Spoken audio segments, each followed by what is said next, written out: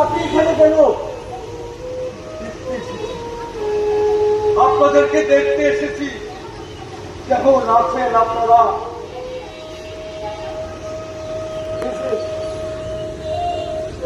নিজে একজন মুক্তিযোদ্ধার সন্তান, ওর বাপকে পাকিস্তানি হানাদার বাহিনী তার সামনে হত্যা করেছে।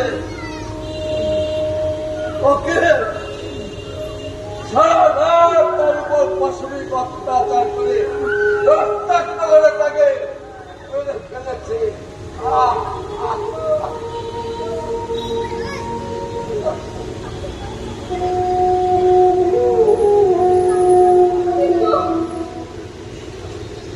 আমি তো মরে গিয়েও ভালো নাই,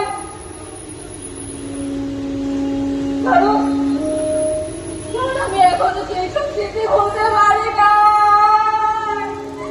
এখনো সেই সব স্মৃতি ভুলতে পারি না।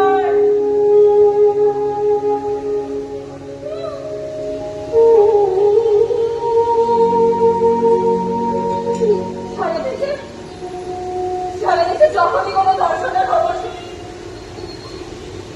এটা চোখে দেখি, সেই পুরনো স্মৃতি আমার মাথা চালা দিয়ে ওঠে।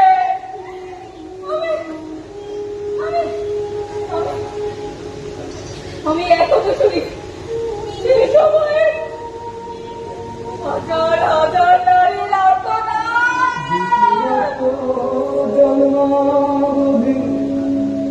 সাগর সাগর নদী নদী রক্তে বাংলা লাল কইরাছি, এ কথা তো মিথ্যা আমি দাম দিয়ে বাংলা। ওই পাকিস্তানরা যে কত খারাপ! আমার গায়ে, আমার সারা গায়ে সিগারেটের জ্বলন্ত ছেঁকা দিয়ে দেয়। শুধু তাতেই থামেনি, গভীর রাতে আমি যখন ঘুমিয়েছিলাম, ঘুমন্ত অবস্থায় এসে আমার মরদাকে গরম লোহার রড ঢুকিয়ে দেয়। কি যন্ত্রণা, কি অত্যাচার ওরা করেছিল আমাকে। ও রাতে মৃত আমি আর আমার মতো অনেককেই ওরা ধরে নিয়ে যায় নদীর পানি। সেখানে একে একে আমাদেরকে নদীতে ফেলতে শুরু করে। আমাকে জানা ঠিক আছে উঠতে এক পথ পাইনি আরাম দাদা। আমার মৃতদের ঠিক মাঝখানে, আমার কপালের ঠিক মাঝখানে একটা গুলি করে তারা উল্লাস করা শুরু করে। এতটা পাশবিক, এতটা নির্মম ছিল এই পাকিস্তানরা।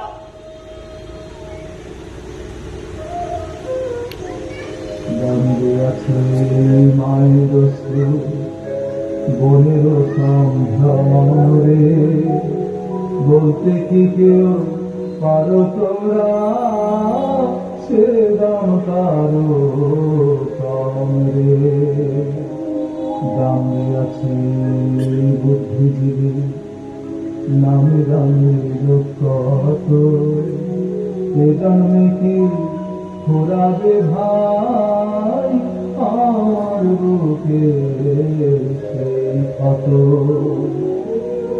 পেছন ফিরে চাইলে পরে 100 বছর কথা।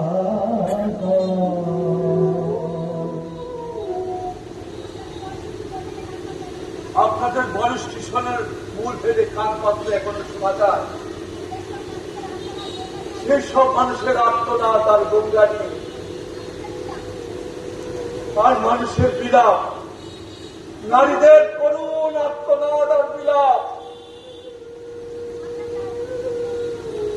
আমরা চাই পদ্মভূমির অভিজ্ঞতা রক্ষা পাক। বস্ত্রভূমিকে কেন্দ্র করে একখানা মুক্তিযুদ্ধে জাদুঘর তৈরি হোক। মানুষ এখানে খুঁজে পাবে বাংলাদেশের করুণ ইতিহাস, খুঁজে পাবে জন্মক্রন্দনের সভ্যতা।